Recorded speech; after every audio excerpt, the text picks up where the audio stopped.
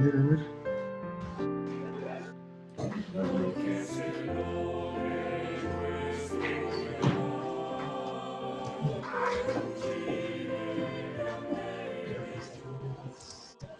Eh, bueno, yo les quiero dar las gracias a Silencio, ¿cierto? Les quiero dar las gracias a Nelson y a Pablo. Quiero contarle también a ¿cierto? Los estudiantes que, bueno, yo comencé a trabajar, ¿cierto? Con Nelson cuando yo tenía 22 años, ¿ya?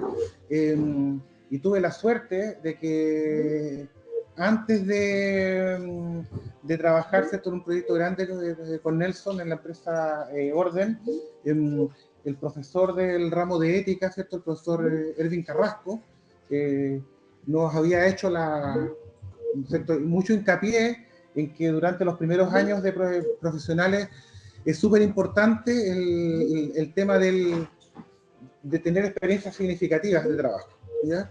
Lo digo, ¿cierto? Porque cuando empezamos a trabajar con Nelson, el sueldo no era bueno, ¿ya? Pero la experiencia fue súper gratificante. Así que, y bueno, y después, ¿cierto? Hemos tenido, ¿cierto? Un vínculo con Nelson, ¿cierto? Nos ha apoyado con la gira de estudios, ¿cierto? También, ¿cierto? Contratando a otros exalumnos. Así que yo quiero, bueno, darte las gracias, ¿cierto? Por esta oportunidad que me ha tenido estudiando estos días, ¿cierto? Acerca de los temas que hemos estado conversando. Así que, bueno, adelante, muchas gracias. Pablo, preséntate tú antes que parta yo. Sí, hola, ¿qué tal? Buenas tardes a todos. Gracias por darnos esta oportunidad para contarles aquí de un tema que nos tiene muy entretenidos en estos últimos años. Bueno, yo soy ingeniero civil industrial. Llevo trabajando en temas de informática hace hartos años, ya como 40 años ya dedicado a estos temas. Y muy siempre metido en la parte de cómo sacarle mejor provecho a los datos de la organización, ¿ya? Entonces, por eso me metí mucho en temas de inteligencia de negocio, analítica, y ahora con esto de la minería de procesos o lo que es inteligencia de procesos, se le agregó como una dimensión nueva a todo estos análisis, que es el poder ver, analizar y el impacto que tienen la secuencia de eventos que van ocurriendo al interior de una organización, ¿ya? Así que por eso queríamos contarle un poco de eso y mostrarle un ejemplo de cómo esto se usa en la práctica, ¿ya? Así que eso, muchas gracias, ¿no? Ya. Bueno, muchas gracias. Vamos a pasar aquí la agenda, y en la agenda yo me voy a ir presentando. Bueno, ya la presentación la hizo Juan Pablo, pero vamos a partir con buenos recuerdos. Como ya partió Juan Pablo hablando de recuerdos, yo voy a seguir hablando un poquitito de buenos recuerdos y espero que me disculpen por partir de esa manera. En segundo lugar, vamos a hablar del desarrollo digital a lo largo de la historia y lo que podríamos decir hoy día, que la historia en el desarrollo digital es de Turing, Alan Turing. ¿Lo conocen? Bien. De Turing a Turing, de Turing a la IA, porque todo lo que ocurre hoy día de la inteligencia artificial fue pensado por Alan Turing antes del 40. Ya vamos a hablar un poquito más de eso. Entonces, la idea es hablar a lo largo de esa historia de hitos y dilemas importantes. ¿Y por qué vamos a hablar de esto? Es porque vamos a ver que, y viene la parte tercera, que es, hemos avanzado tanto en innovación y realmente hoy día nos llegamos y nos preocupamos, ¿sabemos realmente de nuestros procesos? Y ahí es donde viene el tema de la tarea que ustedes le hicieron, que yo tuve la oportunidad de conocerla, de las preguntas, y en donde realmente ha pasado tanta historia y un problema tan simple no se puede resolver con facilidad, ¿ya? Entonces, ese es el tema que nosotros que pretendemos mostrar, y al final Pablo va a hacer una demostración de Celonis, que es el software de Process Intelligence, es el líder de clase mundial en el mundo, del cual nosotros tenemos la representación y somos partners certificados. Entonces, sin más hablar, vamos. ¿Alguien conoce las imágenes o no?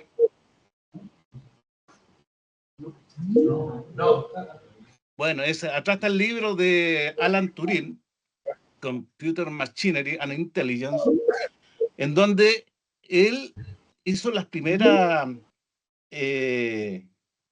reflexiones filosóficas de la computación y llegó en esos tiempos a pensar en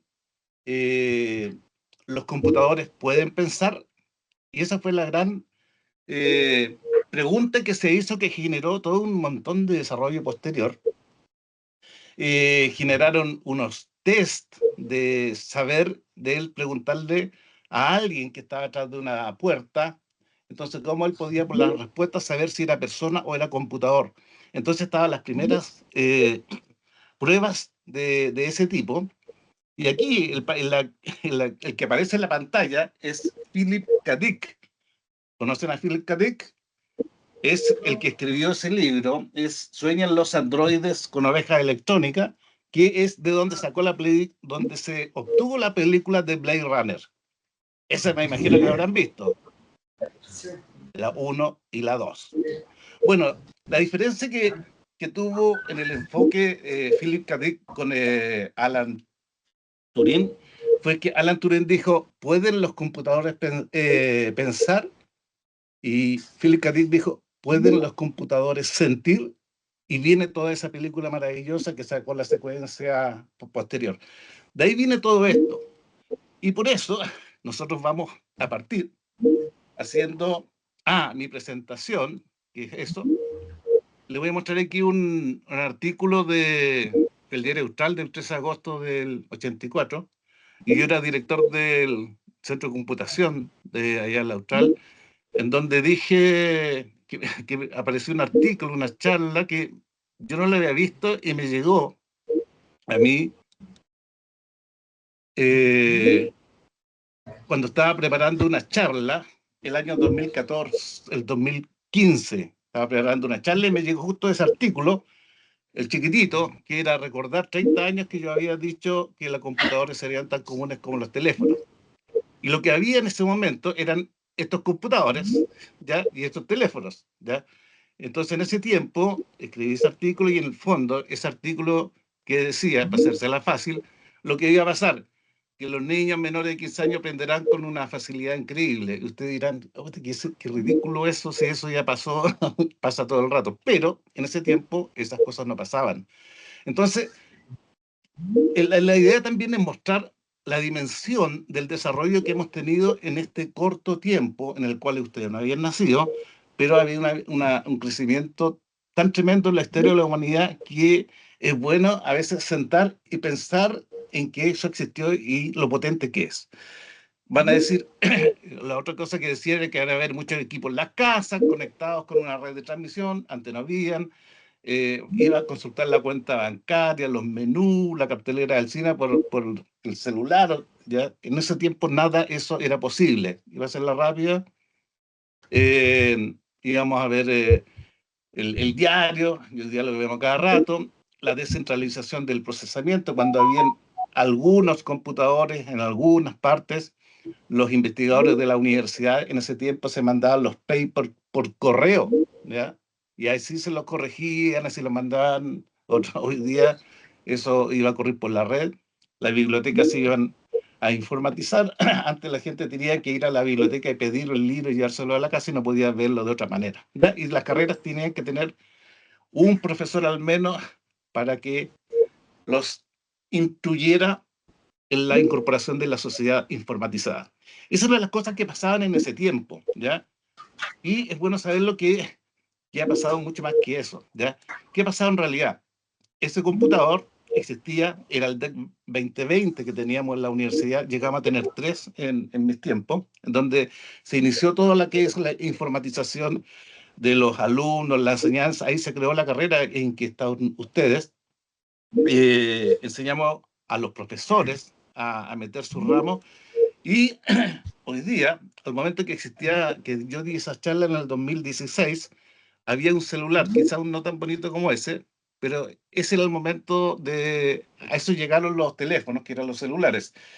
Y el ejercicio que yo hice en ese momento era que ese computador que está aquí, el DEC 2020, si tuviera la potencia de ese celular en ese momento, el 2016, para alimentarse este computador necesitaría una central eléctrica del porte de una cancha de fútbol.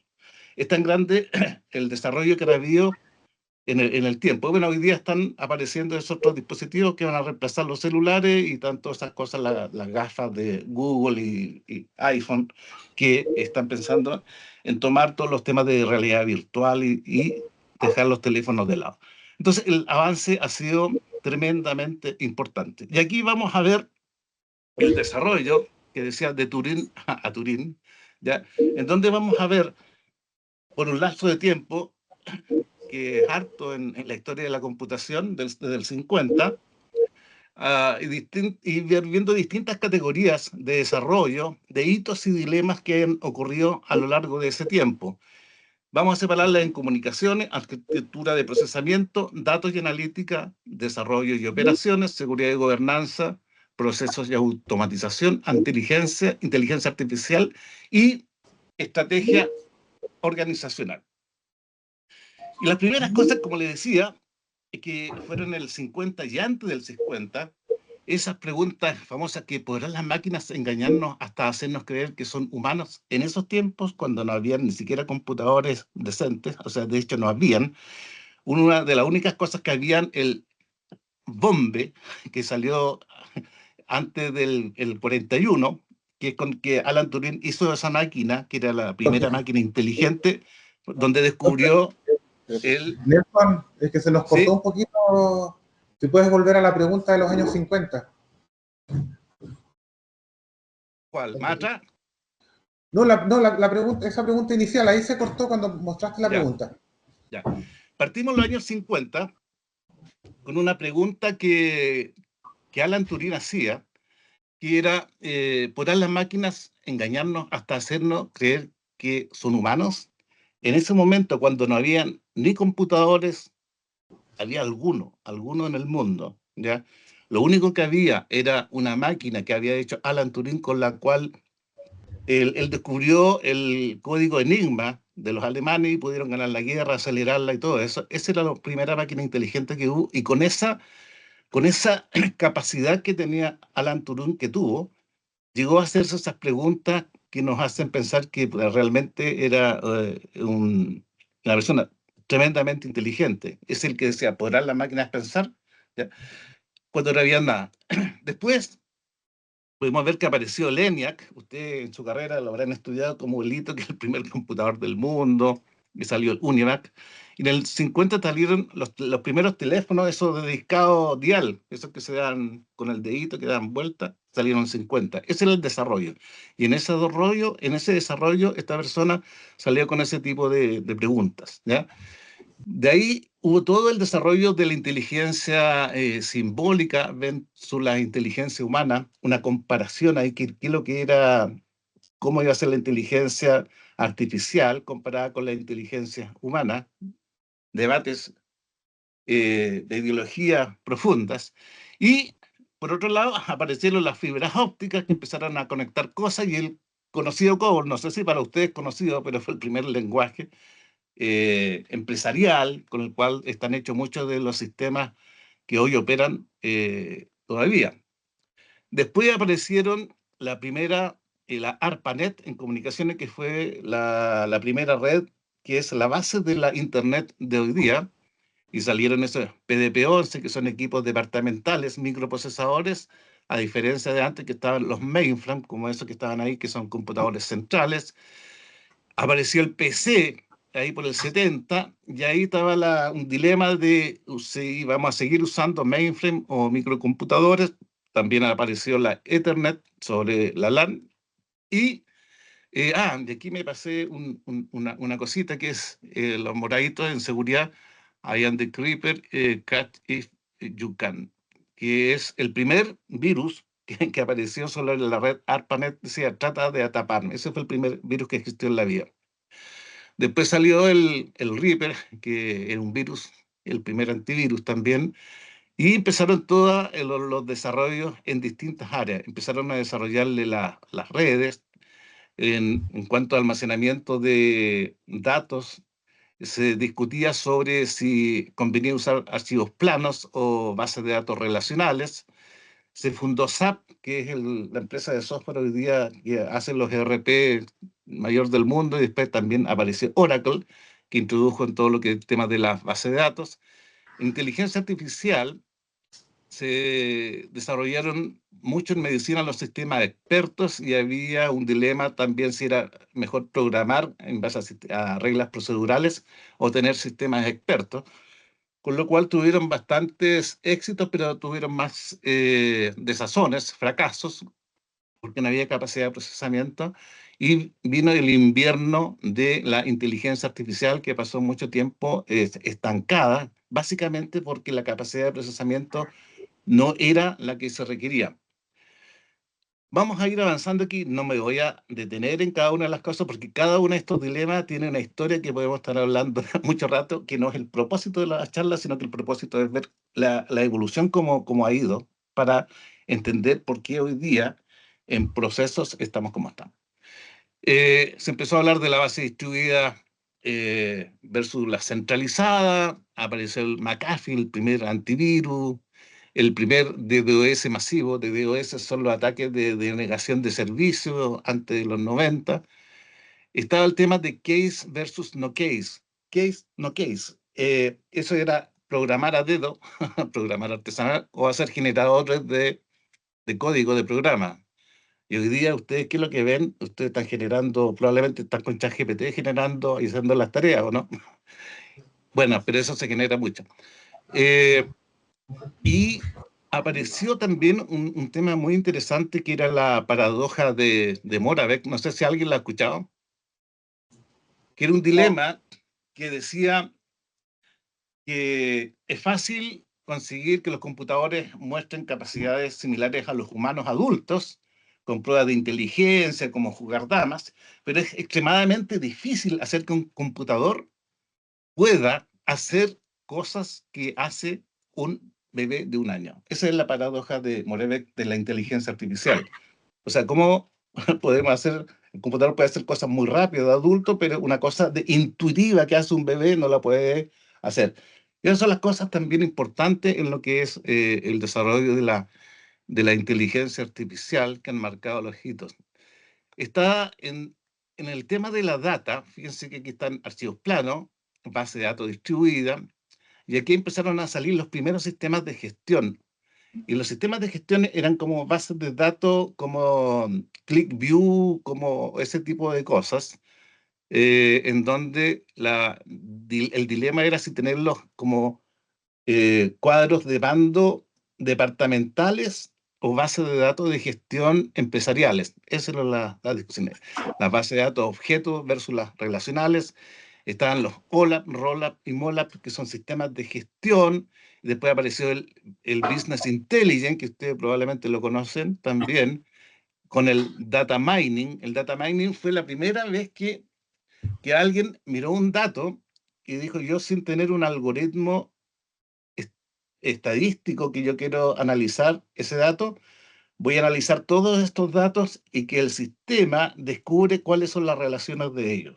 Esto es súper importante que lo tengamos en mente, porque eso se llama el descubrir, el data mining, minería de datos. Eso se llama descubrir tesoros ocultos en los datos. Ese concepto lo vamos a guardar porque lo vamos a retomar después, ¿ya? Y lo que se hacía antes era meter datos, y todavía se hace, es meter datos y ponerle una fórmula, decirle: este es mi modelo de datos, calcúlame la correlación, ve cuánto pasó para atrás, ve cuánto va a pasar para adelante, en base a fórmulas preestablecidas estadísticas. El data mining era al revés. Yo detectaba los tesoros ocultos, ¿ya? Apareció, por otro lado, el Machine Learning, y la primera vez en los 90 en que se habló de tecnología o negocio. Y este dilema es súper importante porque los primeros computadores aparecieron y los departamentos de computación se situaron dependiendo de los gerentes de finanzas, el gerente de contabilidad, el gerente de hacer los sueldos. Entonces ahí estaban pero empezó a crecer con todo esto que hemos ido viendo, y empezaron a tener como un valor importante para el negocio. Y aquí vino el dilema, si la tecnología tenía que tener un rango de gerente y estar a la altura de unas decisiones gerenciales, porque con la incorporación de la tecnología yo podía definir estrategias de negocio. Entonces, esas son dudas, por eso que los departamentos de TI han sido cada día más estratégicos y forman parte de las decisiones que hacen que las compañías modifiquen o no su futuro.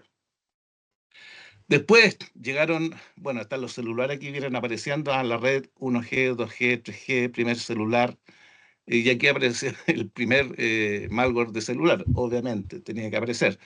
Y están los sistemas de gestión, y aquí viene el uso masivo de aplicaciones móviles con respecto a las aplicaciones que ocurrían en terminales o PC antes. En comunicaciones apareció el sistema de, de cómo yo hacía integraciones de sistemas con otros sistemas, porque antes se desarrollaron sistemas ADO, se compraron aplicaciones como SAP, con Oracle yo hacía sistemas, pero esos sistemas tenían que comunicarse. Y la idea es que aparecieron unos buses de integración. Ese bus de integración era que concentraba todas las comunicaciones y a través de ese bus conectaba las fuentes con los demandantes. Y la otra punto era punto a punto, que cada sistema se conectara con el otro sistema, con lo que aparece el típico plato de tallarines que más de alguna vez a ustedes le habrán hablado en lo que son comunicaciones. Por eso nacieron los ESB, los Enterprise Service Bus. Después, siguió el desarrollo, aparecieron las cloud, ¿ya? Entonces la cloud, los sistemas en la nube, entonces estamos hablando de qué es mejor, el sistema en la nube o tener soluciones on-premise, esos son los computadores en la casa, ¿ya? En redes está la red 4G, ¿ya? Que es bastante rápida. Y en procesos, aquí hay una cosa importante, ha aparecido el Business Process Management, que se vio que los datos en los sistemas funcionaban de una forma determinada, pero se necesitaba una categoría distinta de desarrollo en donde yo pudiera ver la secuencia, cómo los datos iban fluyendo en un proceso. Este es el Business Process Management, ¿ya? Lo que se hizo aquí fueron sistemas que en forma paralela a los sistemas estándares y operativos se empezaron a diseñar los típicos diagramas de flujo. Mira, el sistema funciona acá, funciona así, funciona allá, y eso empezó a tener mucho desarrollo. Y el único problema que tienen, y han tenido todavía, es que los sistemas operativos funcionan por un lado y los BPMs funcionan por el lado de los papeles, digamos, y no están conectados. Entonces son dos como mundos distintos, ¿ya? Y apareció el STURCnet, que es el primer gusano de los sistemas SCADA. Los sistemas SCADA son los sistemas industriales, ¿ya? Los sistemas de producción, los sistemas iraníes nucleares que se lo infectaron, no sé quién sería, pero se lo infectaron a los iraníes. Esos aparecieron ahí. Infectaron las redes de control automático. Después está siguiendo con los temas de Big Data y analítica tradicional, todos los temas de los datos estructurados y los no estructurados. Estaban los sistemas que se estaban haciendo, siempre producían datos estructurados, pero los videos, la información de las redes digitales fue siempre muy importante y empezó a incorporarse en la sociedad. Están los sistemas de realidad aumentada, y hay, por ejemplo, clásico el Pokémon Go. Entonces era superponer a la realidad una realidad virtual que uno iba viendo, donde iba caminando y iban apareciendo cosas. Yo me imagino que todos ustedes han jugado ese Pokémon Go, ¿ya? Pero aquí, ustedes que son los Gen Z, ¿son todos generación Z o no? Sí. Menos el profesor.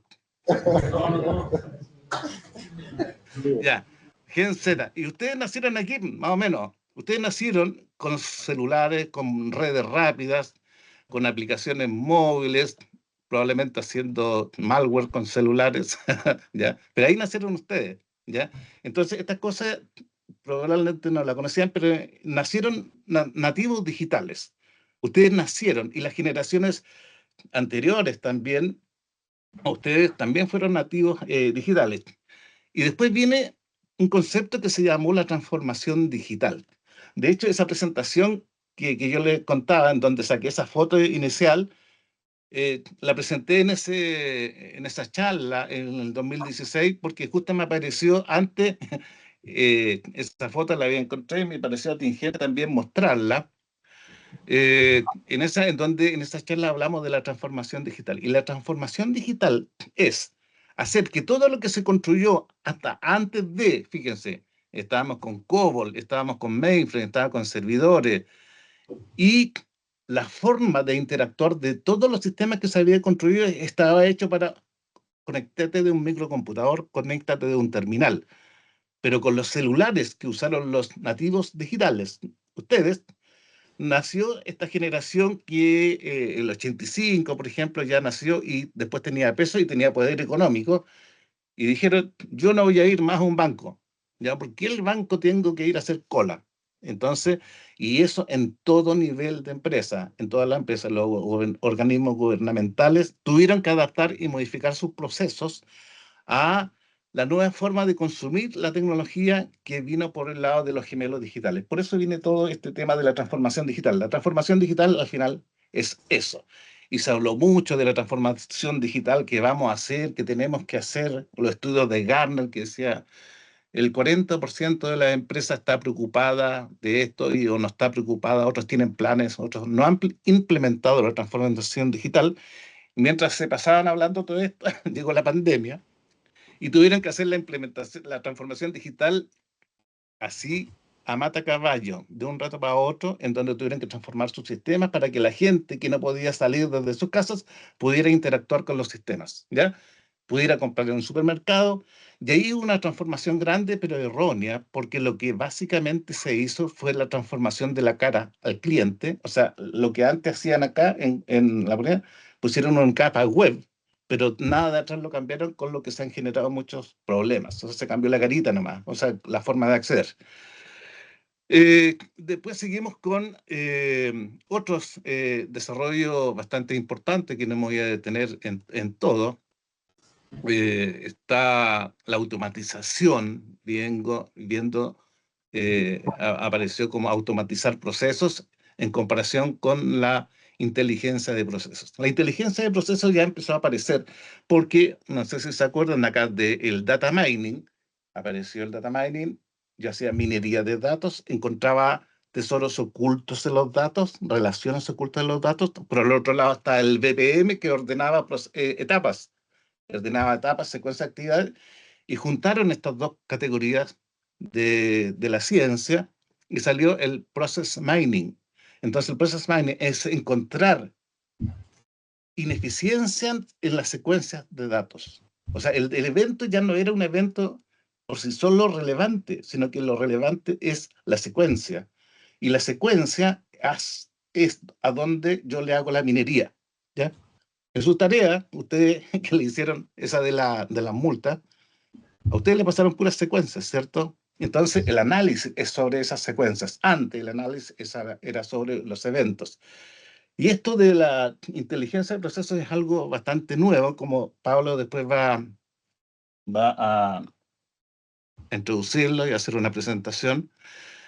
Apareció, y por eso está el tema de la inteligencia de procesos.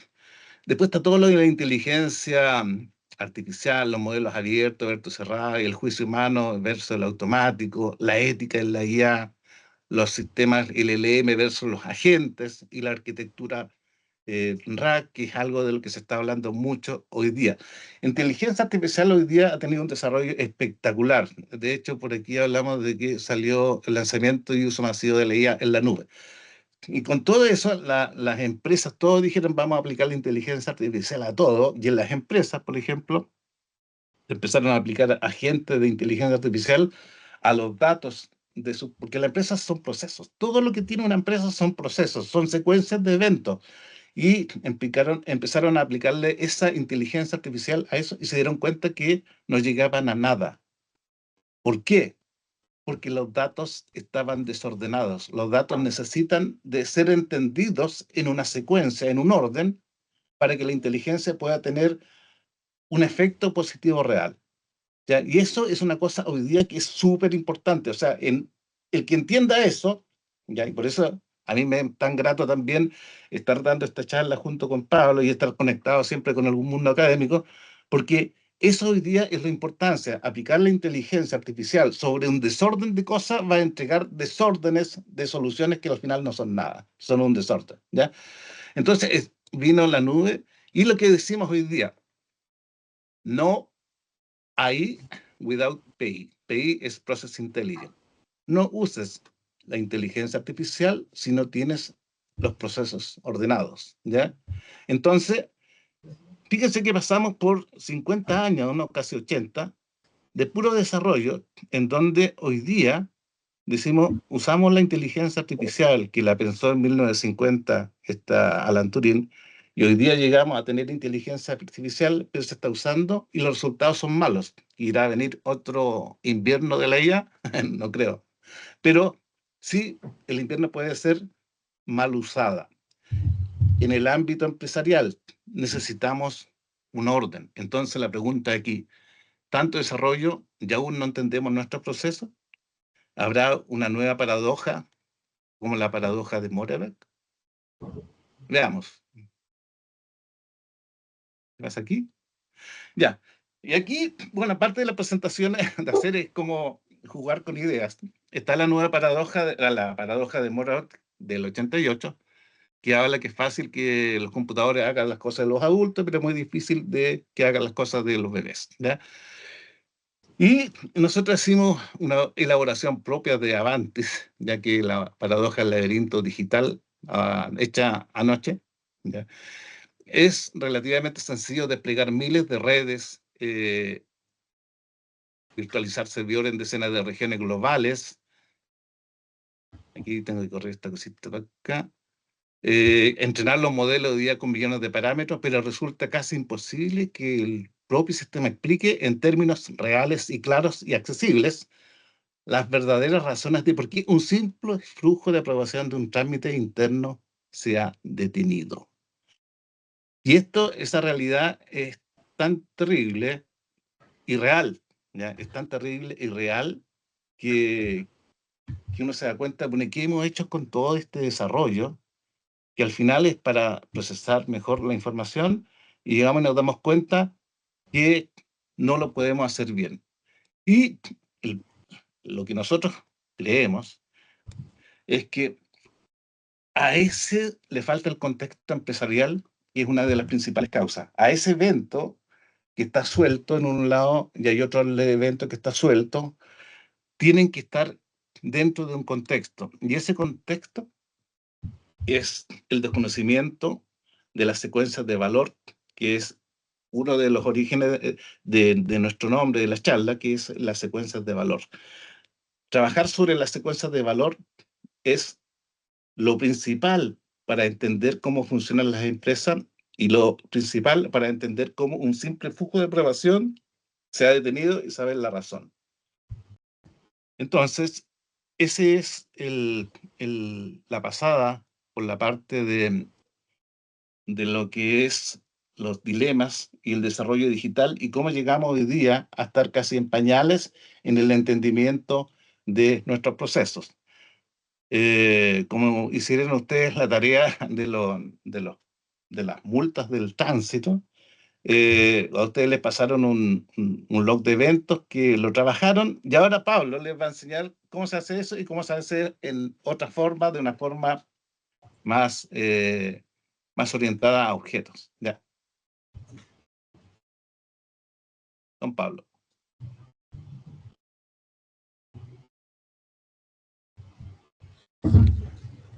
Parece que estás muteado. ¿Sí? Ah, Sí, sí. ahora sí. ¿Ahí sí? Sí, ahora sí.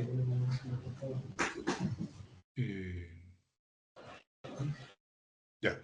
Bueno, básicamente lo que quería comentarle un poco es, yo entiendo que algo de esto ustedes ya han visto, pero el objetivo que hay detrás de lo que es minería de procesos es poder descubrir y de alguna forma resolver las ineficiencias que están ocultas en los procesos, que es el gran drama, porque cuando se diseñan los procesos, normalmente se hace un diseño que es bastante lineal, o puede tener algunas variantes, pero en general es lo que nosotros llamamos el proceso ideal. Es como debieran funcionar las cosas, ¿ya? Pero en la práctica pasan cosas, por lo tanto, a ver, ahí sí. Por lo tanto, hay algunas desviaciones que nosotros llamamos variantes, que ustedes probablemente vieron en la tarea que hicieron, y estas variantes lo que hacen es que hay algunas desviaciones que van ocurriendo en la práctica del proceso ideal, ¿ya? Y algunas desviaciones son desviaciones que pueden ser aceptadas, pero hay otras que quizás no, ¿ya?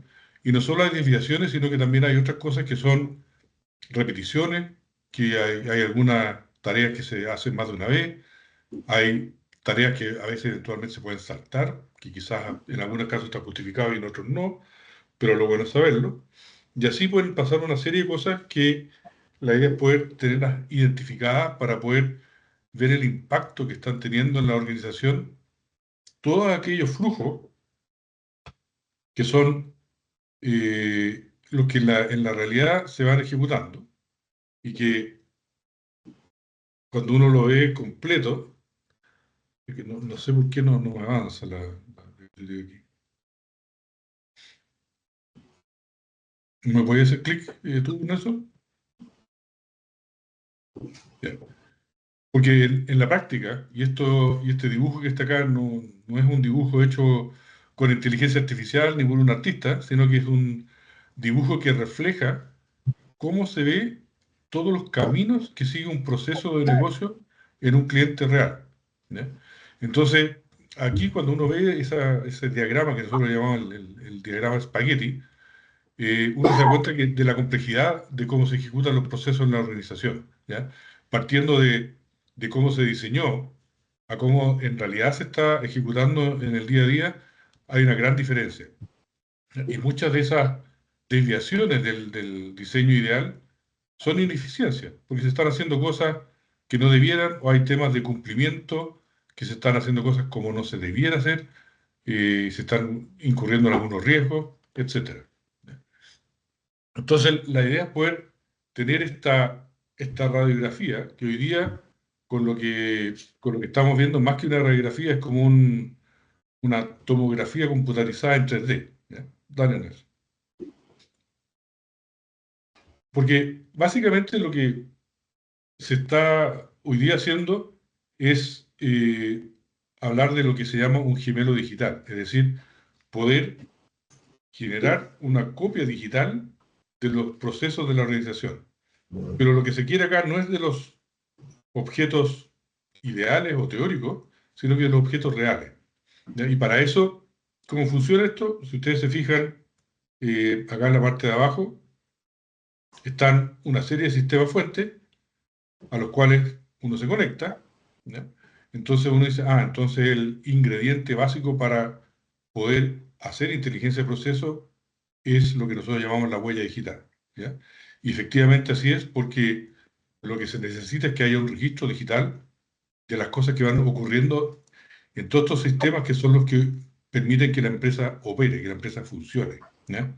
Tenemos los ERP, tenemos los CRM, tenemos sistemas de atención a clientes, de tickets, de recursos humanos, de lo que ustedes quieran, ¿ya?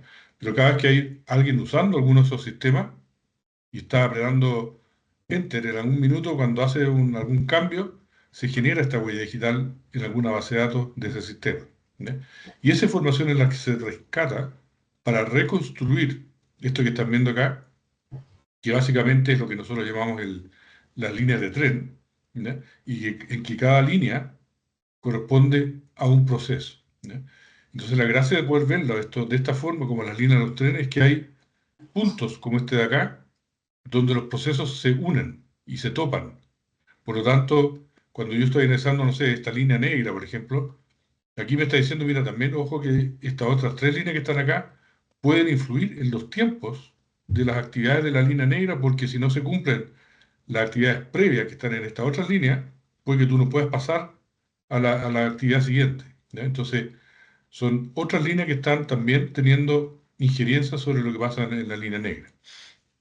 Entonces, con eso, lo que uno tiene es lo que llamamos nosotros el gemelo digital, porque básicamente es una reconstrucción digital de cómo está operando la empresa en la práctica, ¿ya? Y a partir de esto se puede sacar una serie de indicadores y se puede hacer una serie de análisis eh, que lo vamos a ver después en un ejemplo que le vamos a mostrar a continuación, ¿ya? Y esto obviamente aplica para cualquier proceso.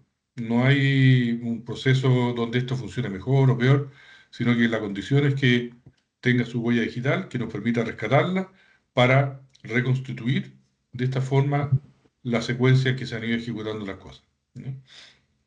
Y para armar este gemelo digital existen varios componentes que están acá. Uno que son los objetos. Acá cada una de estas cosas que son los encabezados, donde dice aquí Production Order, Sales Order Item, etc. Esos son todos objetos y lo que sigue por acá son los eventos que afectan a ese objeto, ¿ya? Entonces tenemos objetos y eventos y algunos eventos son compartidos por más de un objeto, ¿ya?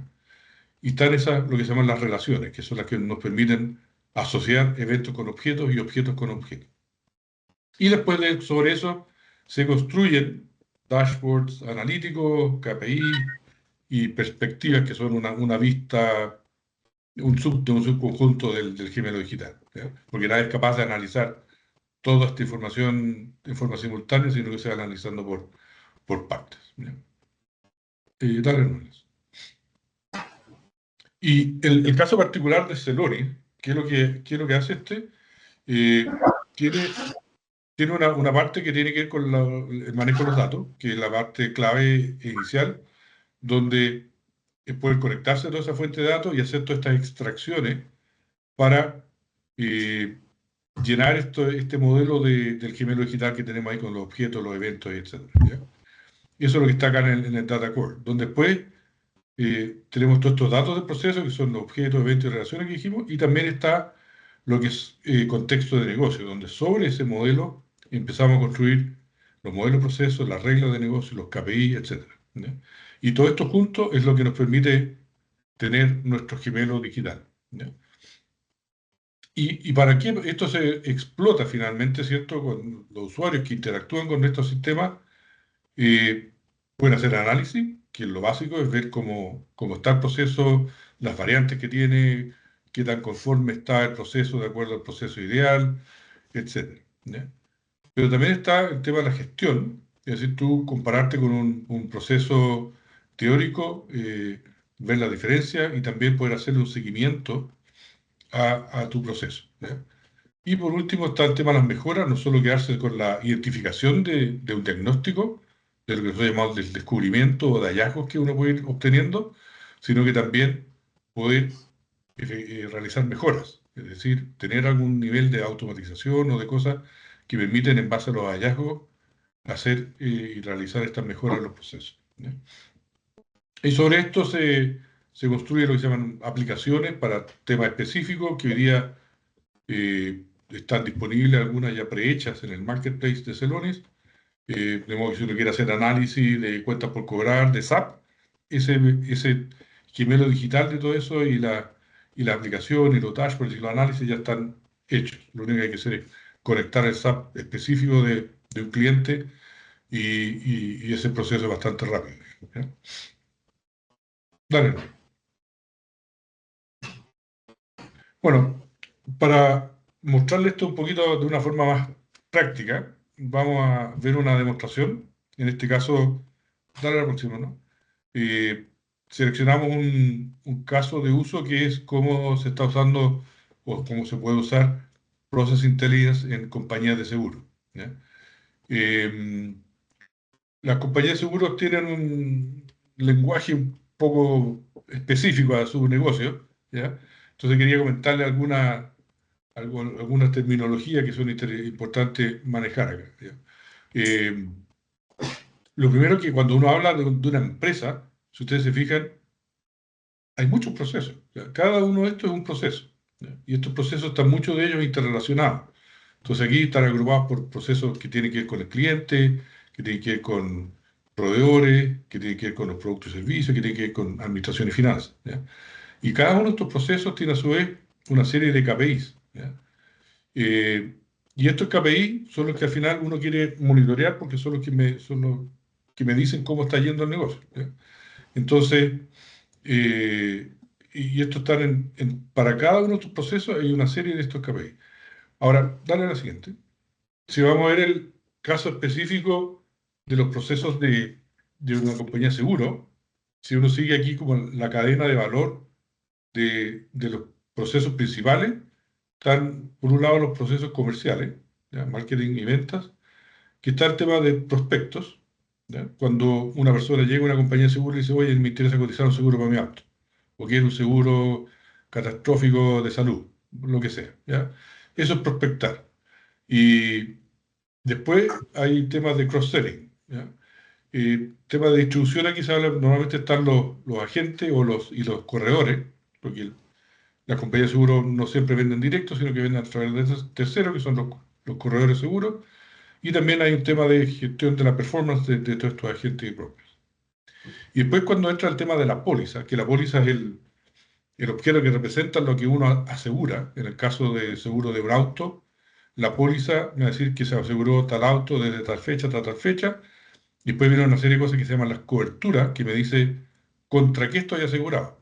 O sea, qué cosas le podrían pasar a mi auto que van a hacer que la compañía de seguro me pague y no tenga que pagar yo, ¿ya? Entonces uno detalla todas esas coberturas que son si me choca un tercero, si soy yo que choco, si me lo roban, si me roban un espejo, qué sé yo, ¿ya? Entonces vienen todas esas cosas que son las coberturas y a cambio de que la compañía de seguro me pague por todas esas cosas que están descritas ahí, yo les pago mensualmente lo que se llama una prima, ¿ya? Entonces yo estoy pagando todos los meses una prima para que tener la tranquilidad de que si me pasa cualquiera de esas cosas que están en la lista de las coberturas de mi póliza, la compañía de seguros va a pagar el daño y no yo, ¿ya?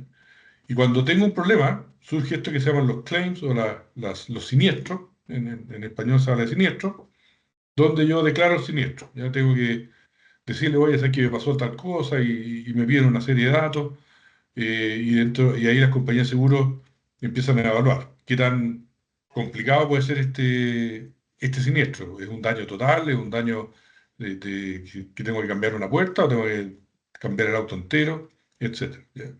Y ahí empiezan a salir una serie de otros procesos que entran a jugar acá, como ver, bueno, porque la compañía siempre va a tratar de pagar lo menos posible y uno por el otro lado quiere que le paguen lo más posible. Entonces ahí está ese tira y afloja, donde entran los liquidadores seguros que evalúan el daño, etcétera, ¿ya? Y por último hay un tema de servicio al cliente, donde está toda la parte de onboarding, cuando uno se hace cliente por primera vez de la empresa, tienen una serie te explican cómo funciona todo.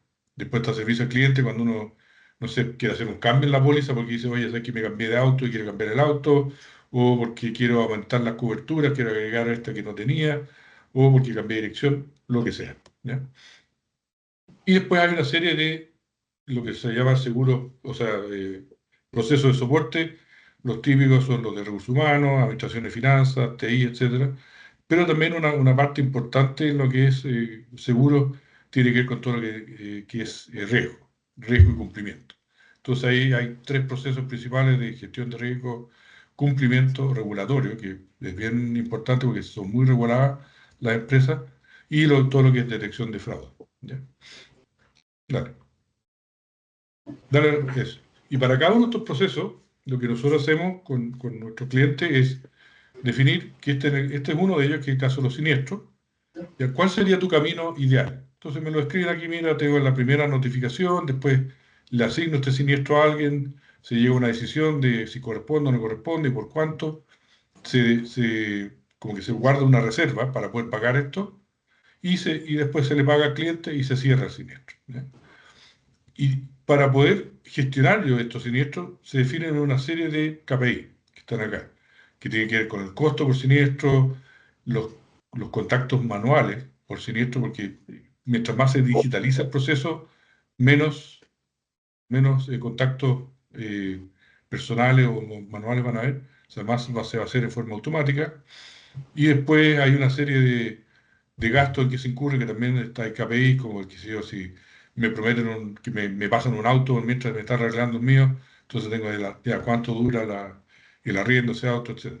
Y por el lado de satisfacción del cliente están las típicas cosas como tiempo de resolución, o sea, qué tan rápido me resolvieron mi problema y cuántas veces tuve que contactar al cliente para poder resolverle su problema. Porque todas estas cosas, los contactos con clientes tienen temas de demora, que puede significar que se pasen los plazos establecidos, ya sea por la entidad reguladora o por la misma compañía, y también tienen costos, ¿ya? Y después hay una serie de KPI asociados a todo lo que es riesgo, ¿ya? Bueno, considerando esto, voy a compartir mi pantalla, porque les voy a mostrar acá en vivo cómo se vería esto. ¿Se ve la pantalla ya, no? Sí. Ya. Déjenme ponerla aquí. Ya. Entonces, como les mostré recién, en una compañía se pueden definir como áreas de negocio que me interesa estar monitoreando. Entonces uno podría decir, ya para eso te voy a hacer un dashboard. ¿Ya? Te voy a hacer un dashboard por área de negocio, como este ejemplo que está acá, donde aquí están, en esta parte acá de arriba, están una serie de KPI, que este ejemplo que tengo acá tiene que ver con la cobranza de las primas, ¿ya? Es cómo funciona el tema que me paguen los clientes mes a mes, ¿ya? Por el servicio de seguro que le estoy dando. Entonces, el tema de cobranza de las primas tiene sus problemas. Entonces aquí me dice, mira, tenemos una tasa de error en la facturación, que le estamos cobrando mal al cliente. Ok. Y eso es por un valor X, ¿ya? Y de ese valor hay una tasa de cancelación, donde no me pagan nunca nomás. Y con eso hay algunas compañías que tienen definido, por ejemplo, si no me paga 2, 3, 4 meses seguidos, le cancelo la póliza, ¿ya? Y esas son parte de las reglas del juego a las que uno se adscribe cuando contrata la póliza, ¿ya?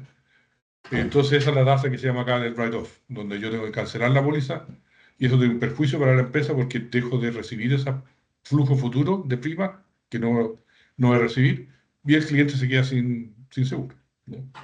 Entonces están algunos KPI y después hay como 3 áreas de análisis, que es la que vamos a ver ahora, que tiene que ver con cuánto de las primas que yo tengo que cobrar están en riesgo, ¿ya? En riesgo de que no las pueda cobrar. Entonces acá se puede analizar aquí está todo lo que ya se les pasó, la fecha de pago y el write-off, que es el mismo que está acá, ¿ya?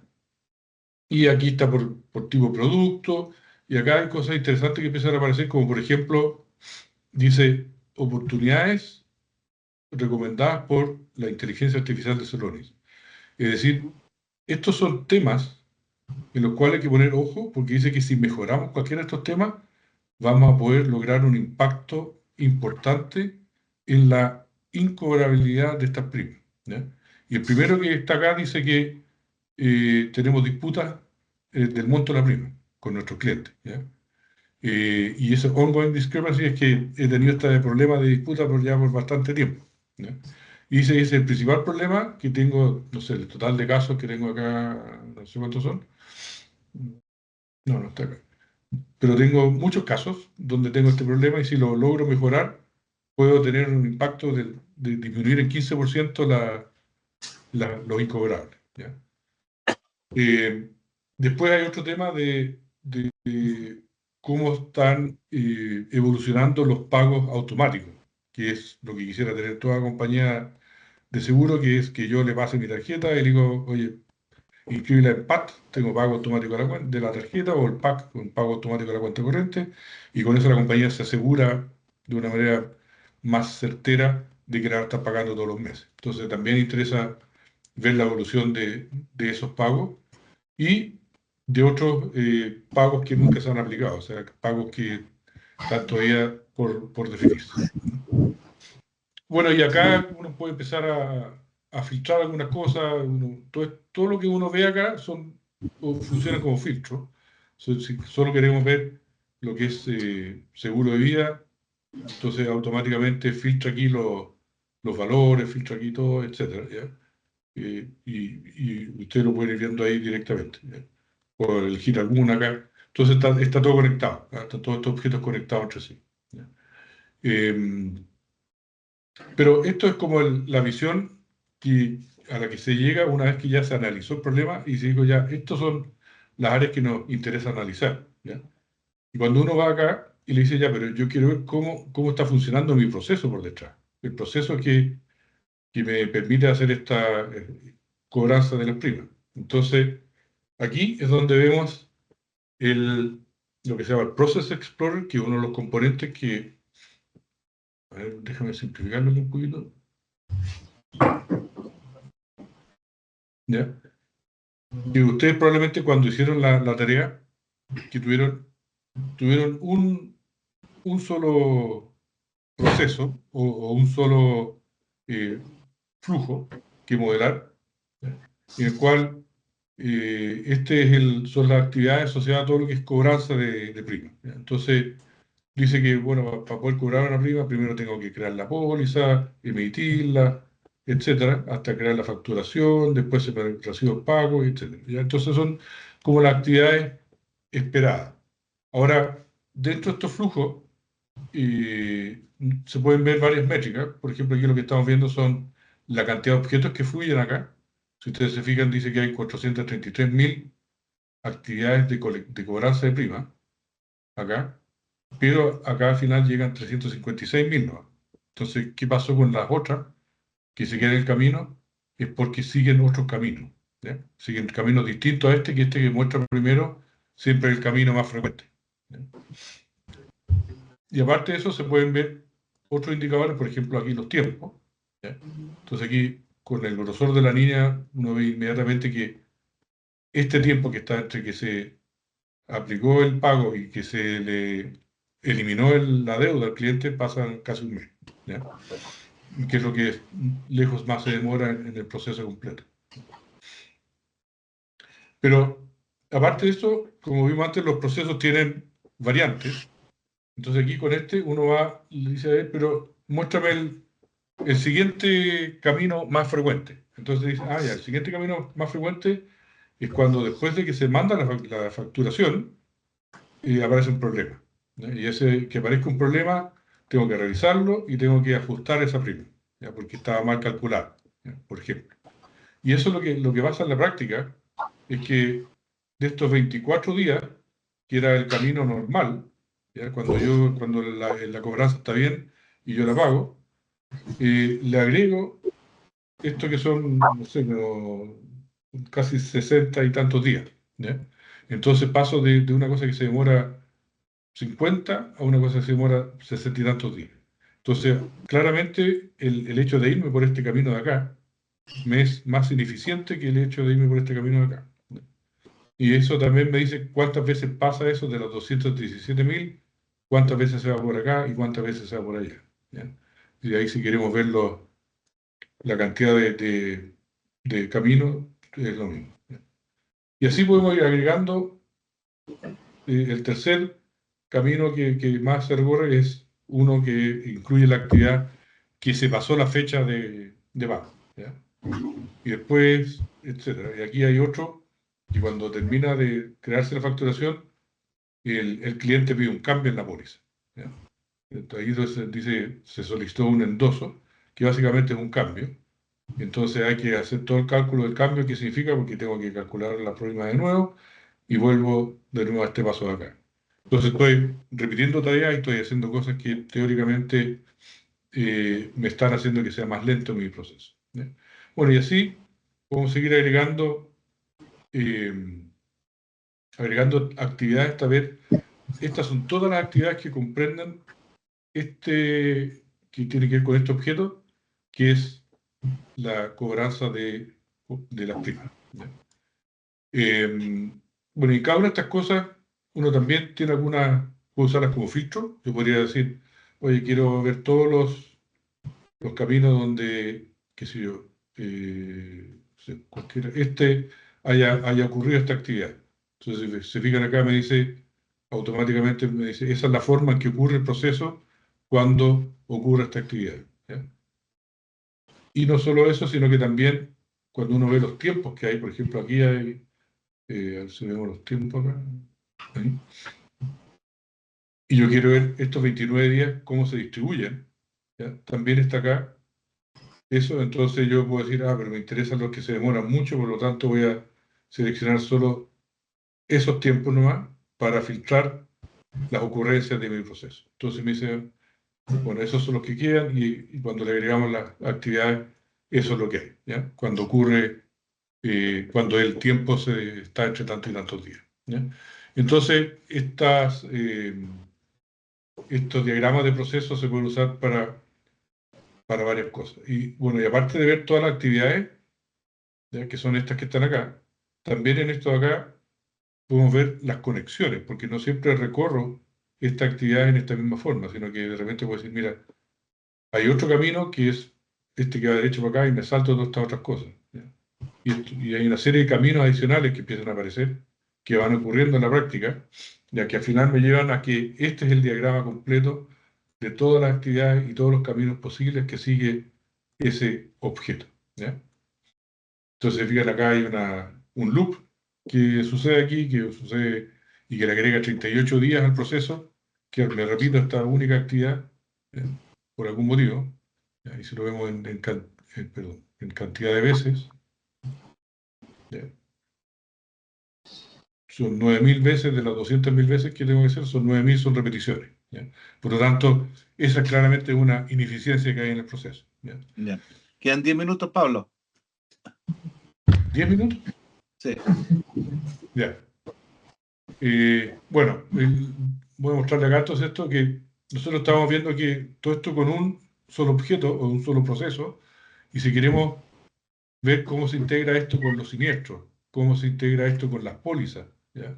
Y etcétera, con los pagos a los bancos, qué sé yo, al final tenemos este diagrama de metro que llamamos, donde está la interacción entre todos los objetos de negocio.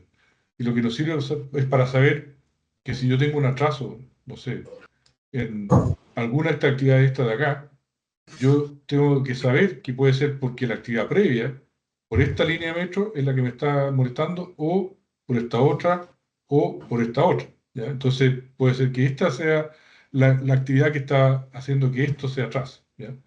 Y para medir eso, es que uno puede acá hacer cosas como, de cualquiera de estas actividades, yo puedo decir, quiero que me calcules el tiempo entre esa actividad y esta otra, que es una actividad que no está conectada directamente con esa, pero dado que tenemos todos los flujos y todos los tiempos, se puede hacer, ¿ya? Entonces aquí me dice, esa es como es el tiempo que está entre esa actividad y esta otra actividad que es de otro proceso que no está directamente conectado, ¿ya? Y acá tú le puedes poner, porque esa actividad puede ocurrir varias veces, entonces quiero la primera, la última ocurrencia, que sea. Entonces, con este diagrama de proceso ya se puede hacer hartas cosas, ¿ya? Y usarlos como filtro, etc.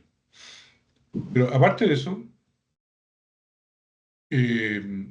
uno puede hacer lo que se llama investigaciones, donde yo puedo ir a ver en más detalle cuáles son estos elementos que hacen que tenga estos KPI en esos valores, y donde puedo llegar a que hay uno que es el que más influye, que esté acá, y se lo analiza en detalle, me dice cuáles son las características de eso, y aquí están todas las causas raíz de por qué está sucediendo eso, y al final esto se transforma en una aplicación operacional, donde a partir de puro análisis podemos llegar a decir, mira, yo quiero operacionalizar esto, entonces dentro de la misma solución tú le puedes decir, mira, muéstrame un detalle ahora de las pólizas que están con esos problemas, y yo puedo seleccionar una cualquiera, y aquí aparecen automatizaciones, que por ejemplo, oye, con esa mándale un mail al área de cobranza,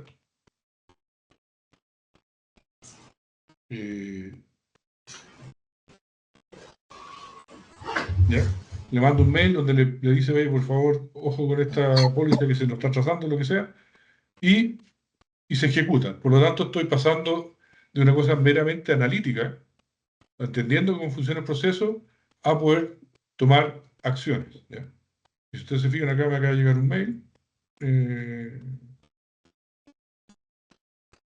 que está acá, y ahí me llega el mail que dice, oye, es una solicitud de que no sé qué cosa, está 32 días pasado en su facturación, etc. ¿Ya? Entonces, la idea de esto es que los usuarios de esto puedan ejecutar acciones operacionales también, no solo una cosa analítica. ¿Ya? Por último, quería mostrarles cómo se está incorporando hoy día la inteligencia artificial dentro de lo que sería un análisis de proceso. ¿Ya? Esto que está acá es una de las componentes que tiene Celonis, que se llama el Process Copilot, que básicamente, si... a ver, déjame buscárselo acá.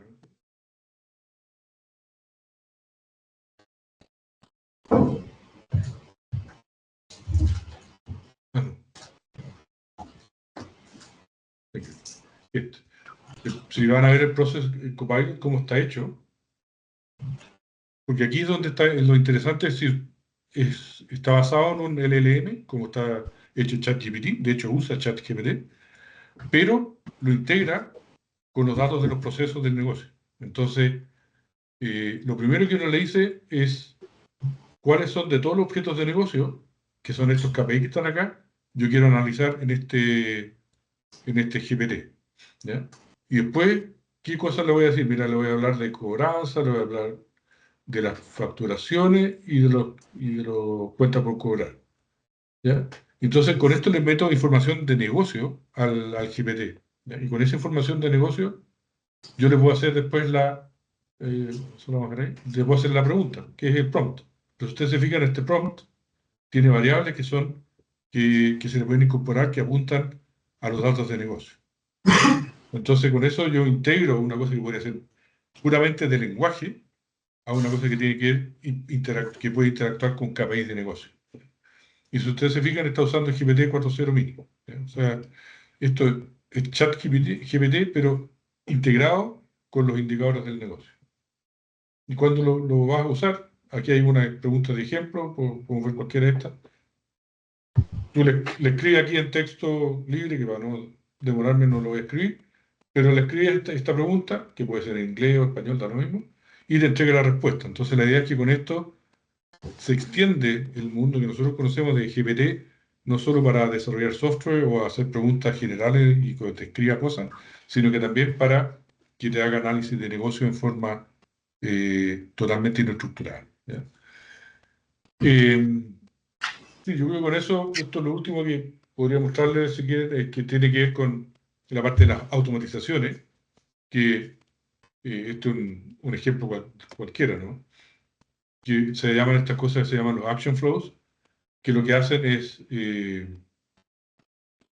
permitir que solo, en forma automática, Celonis, la plataforma, esté haciendo preguntas a ciertos datos que me interesa monitorear, y dependiendo de algún criterio que yo voy a poner, me genera un mensaje en Teams o me genera un mensaje en Slack y hace una actualización de alguna cosa en Celonis y después me actualiza una planilla en Google Sheets. ¿Ya? Entonces, este tipo de automatizaciones también se pueden implementar acá, de modo que esos botones que veíamos en la aplicación operacional me las gatillen. Por ejemplo, cuando llega y ejecútame toda esta cuestión para todas estas pólizas y automáticamente va a hacer toda esta pega. ¿Ya?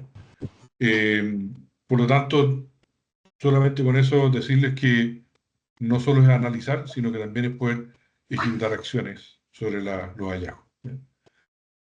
Yo creo que con eso más o menos rápido le dimos un resumen, así que una impresión.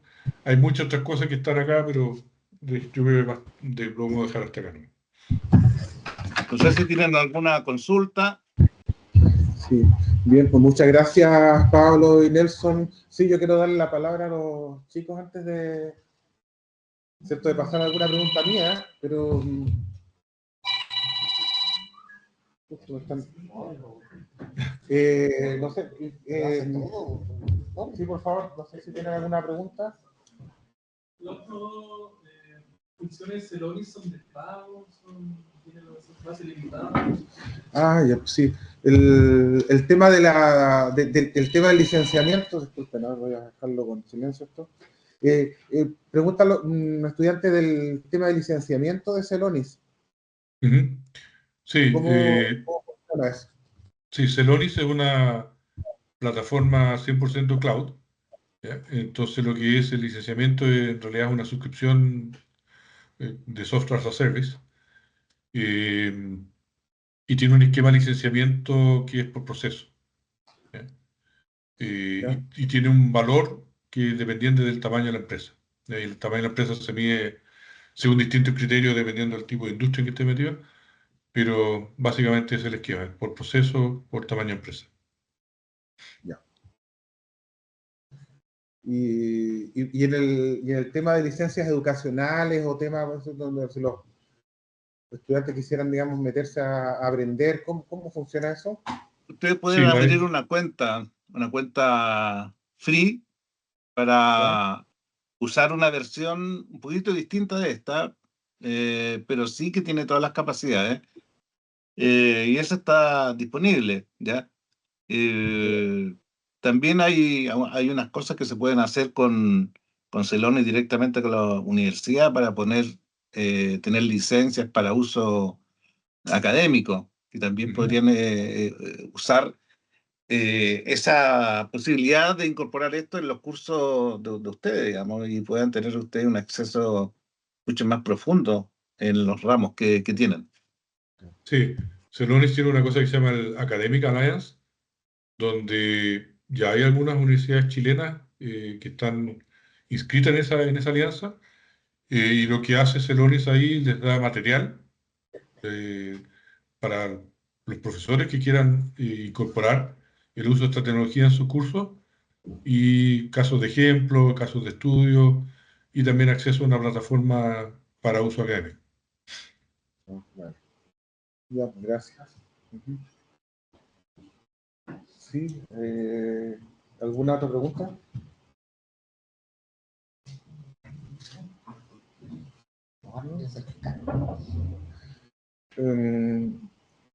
A ver, yo quisiera que me comentaran respecto de esta lógica, ¿cierto?, de esta dualidad objetos-eventos versus, ¿cierto?, la lógica más tradicional de la minería de procesos que habla de casos versus eventos.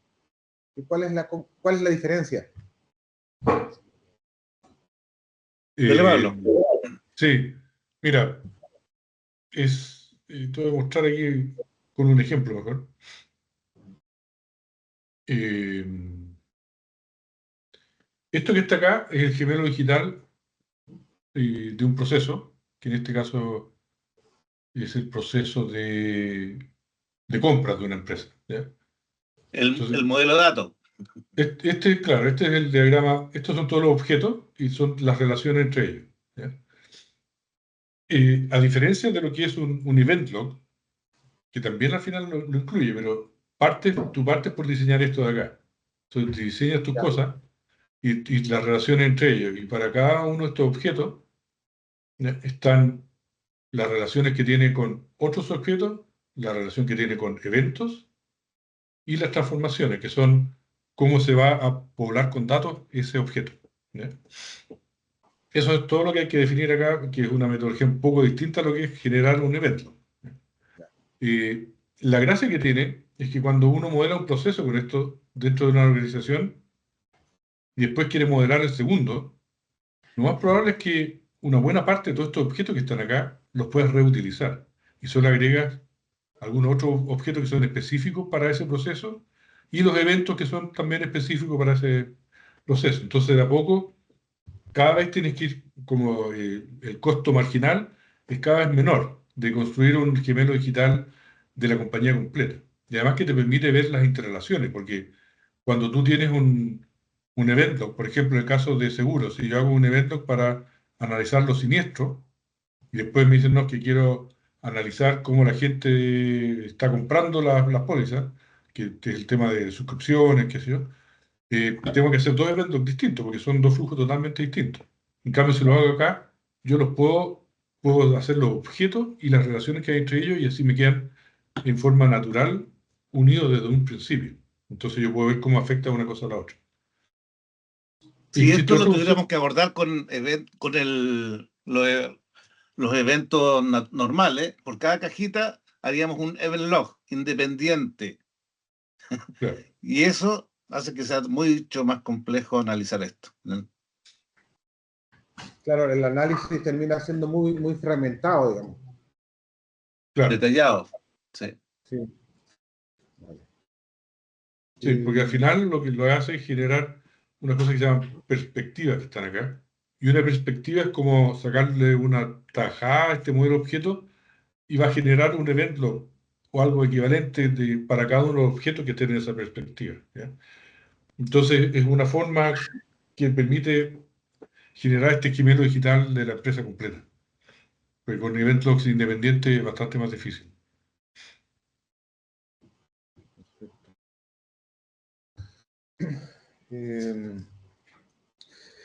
Ya, pues, Juan Pablo, espero que Sí. en el otro año pueda usar esto también como parte del curso, para que sepan y salgan con conocimientos últimos y modernos que van a aportar lo que requieren las empresas ahora. Esto es bastante nuevo, ¿ah? Así que no todas las conocen. O sea, pero para esto hay que estar en la vanguardia. Sí, bueno, con eso quería también cerrar, de la importancia, ¿cierto?, de estar mirando de esta secuencia de dilemas que tú mostraste, ¿ya? Porque cuando uno se plantea, ¿cierto?, cuando aparece un dilema, finalmente lo que aparece no es, o lo que termina ocurriendo es que no hay una decisión respecto de que ese dilema se resuelva de la manera A a la vez, sino que la pregunta finalmente es ¿cuándo usar o no usar algo? Exactamente. ¿Ya? Algunos dilemas son moda y desaparecen, pero algunos Sí. que permanecen. Por ejemplo, el tema del CIS y RISC, que son una cosa que apareció mucho tiempo atrás, que era cómo hacemos los procesadores, con circuitos, con pocos circuitos o con muchos circuitos, porque tenían más lógica de software para resolver la problemática. Y ese problema que parecía trivial, hoy día es súper importante porque con pocos circuitos consumen menos energía. Y con muchos circuitos consumen más energía, y unos son más rápidos y otros son más cortos. Por eso los celulares tienen de un tipo RISC y los otros tienen CISC. Entonces, los dilemas son súper importantes irlos viendo qué va pasando. Y en todo hay un dilema, en todas las cosas hay un dilema que aparece. La inteligencia artificial, están los agentes inteligentes, están los RAG, están los LLM, etc. Sí, y lo otro también que me parece interesante es esto de mirar qué es lo que están haciendo los líderes de la industria, ¿cierto?, en algún ámbito, ¿ya? En este caso, ¿cierto?, el tema de qué es lo que está haciendo Celonis, porque, ¿cierto?, cuando uno tiene una tecnología líder, hay otras tecnologías que también lo van a seguir, ¿ya? Y finalmente es el que marca la pauta. Entonces, que es un poco lo que a mí me ocurrió, ¿cierto?, a comienzos de los 90, cuando conversábamos, ¿cierto?, el tema de si base de datos relacionales o archivos planos, con un colega, ¿cierto?, con el Jean-Paul Sellán, ¿cierto?, dijimos, oye, si nos subimos en ese momento a las bases de datos relacionales, tenemos pega para 20 años. Esa era la conversa que teníamos a los 22 años, ¿vale? Entonces, efectivamente, el tema, ¿cierto?, no es quedarse con algo que está súper maduro, sino que hacer a esa edad estas apuestas, ¿ya? Así que bien, pues muchísimas gracias por la oportunidad, ¿cierto?, por transmitirnos su conocimiento y por acompañarnos, ¿cierto?, en este proceso de aprendizaje. Bien, pues, Ya, pues, gracias. Muchas gracias a ustedes. Muchas gracias.